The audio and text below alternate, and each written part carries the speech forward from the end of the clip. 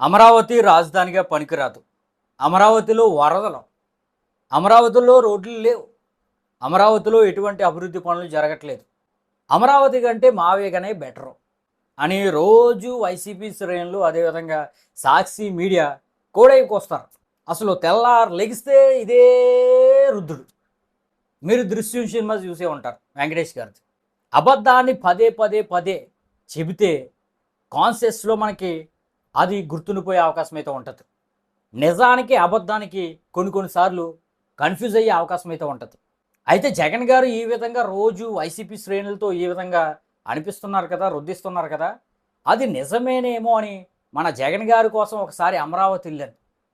అయితే అమరావతి వెళ్ళిన తర్వాత నాకైతే దెమ్మ తిరిగిపోయింది. అక్కడ ఒక అద్భుత లోకం కనిపించింది నాకు. జస్ట్ నేను ఫ్యూ డేస్ బ్యాక్ వెళ్ళాను. అక్కడ ఎటు చూసినా కూడా రోడ్లే. 80% రోడ్లన్నీ కూడా కంప్లీట్ అయిపోయినాయి. ఇక సీడ్ యాక్సెస్ రోడ్ అయితే అసలు ఒక 100 సంవత్సరాలైనా కూడా అక్కడ ట్రాఫిక్ జామ్ జరగదు అనే విధంగా అంత స్పేసెస్గా ఆ సీడ్ యాక్సెస్ రోడ్ అయితే ఉంది. దానికి అనుసంధానంగా స్టీల్ బ్రిడ్జ్ మొన్నే ఓపెన్ చేస్తారు.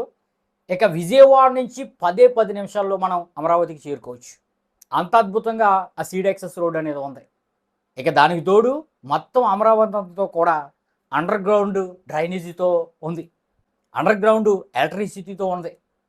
అసలు ఎక్కడా కూడా చుక్క నీరు నిలబడే అవకాశం అయితే కనిపించడం లేదు. అంత అద్భుతంగా ఇన్ఫ్రాస్ట్రక్చర్ అంతా కూడా చాలా అద్భుతంగా ఉంది.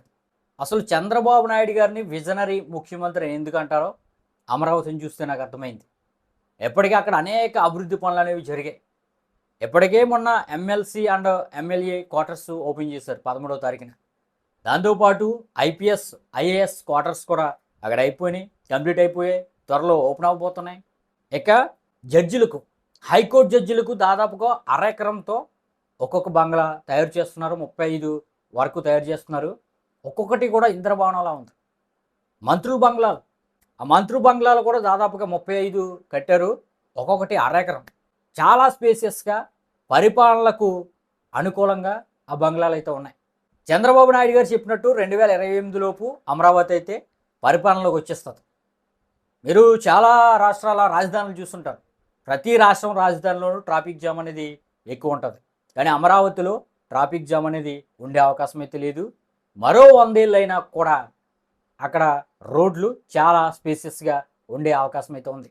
ఎస్పెషల్లీ కనెక్టివిటీ రోడ్లు. అసలు ఎన్ని కనెక్టివిటీ రోడ్లు ఉన్నాయో మనం లెక్క పెట్టలేం. అన్ని కనెక్టివిటీ రోడ్లు ఉన్నాయి. 3 రాజధానులు అయితే మనకు ఒక పని మీద వెళ్తే 3 చోట్లకి తిరగాలి.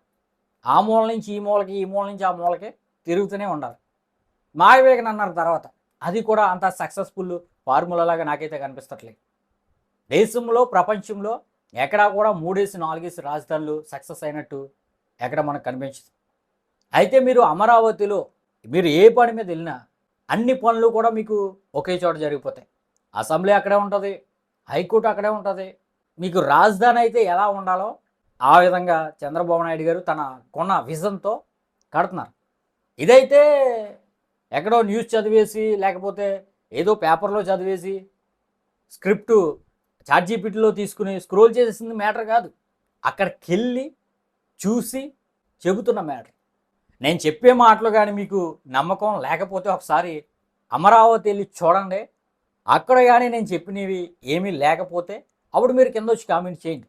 నేను చూసి వెళ్ళి తిరిగి చెబుతున్నాను.